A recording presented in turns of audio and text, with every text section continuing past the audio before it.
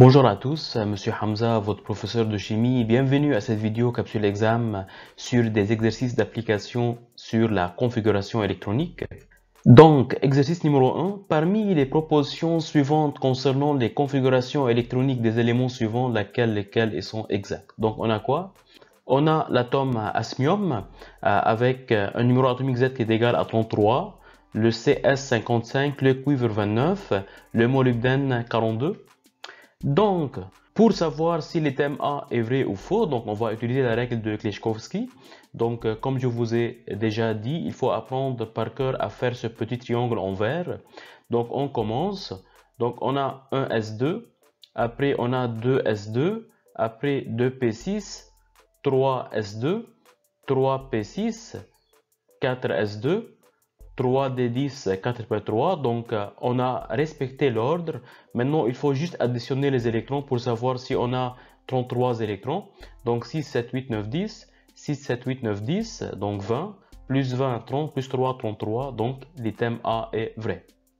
Pour le CS, donc si vous voulez, pour ne pas répéter, donc je peux faire un copier-coller jusqu'à 3D10 et après je continue. Donc jusqu'à ici, on sait très bien qu'on a 30 électrons. Donc après 3D, on a quoi? Donc on a 4P, donc il faut mettre 4P6. Après 5S2. Après on a 4D10. Après 5P6 et après 6S1. Et donc si on fait l'addition des électrons, on obtient 55. Et donc l'item B est vrai. Pour l'item C, donc on a quoi? On a le cuivre 29. Donc on va suivre encore la règle de Kleshkovsky. Donc 1S2, 2S2, 2P6, 3S2, 3P6, 4S2. Et après, donc, il faut mettre 3D9. Parce que jusqu'à ici, on a 20 électrons, 6, 7, 8, 9, 10. 6, 7, 8, 9, 10. Et donc 3D9 pour avoir le 29 électrons. Et donc, l'item C est vrai. Pour le molybdène 42, donc je vous rappelle, jusqu'à 3D10, on a ici 30 électrons. Et après, on continue. Donc, il nous manque 12 électrons. Donc, après 3D, on a quoi? Donc, on a 4P6. Après 4P6, il faut mettre 5S2. Et après 5S2, il faut mettre 4D4. Donc, regardez ici. Normalement, il faut mettre 5S2, 4D4. Mais on a le droit, dans des cas comme ça, lorsqu'on a NS et N-1D, de déplacer un électron, ok? Ou bien deux électrons pour avoir une sous-couche D qui est à moitié remplie ou bien totalement remplie. Ok?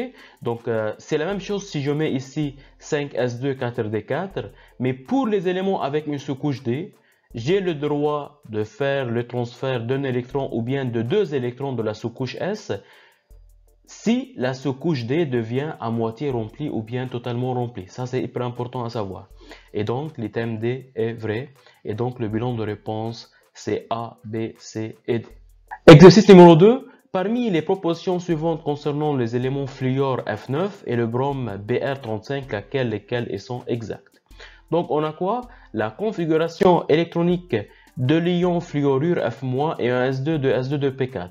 Donc, on cherche à déterminer la configuration électronique de l'anion fluor. Donc, avant de faire l'anion fluor, il faut faire toujours la configuration de l'atome à l'état neutre. Donc, F9, donc c'est 1S2, 2S2, et donc après 2P5. Donc, 5 plus 4, c'est 9 électrons.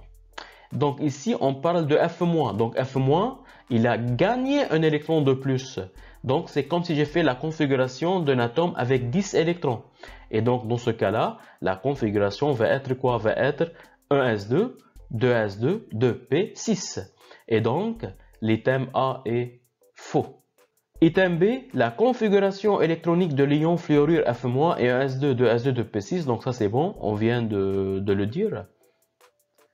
Item C, la configuration électronique du brome est un S2, 2S2, 2P6, 3S2, 3P6, 4S2, 4P5. Donc, on va vérifier.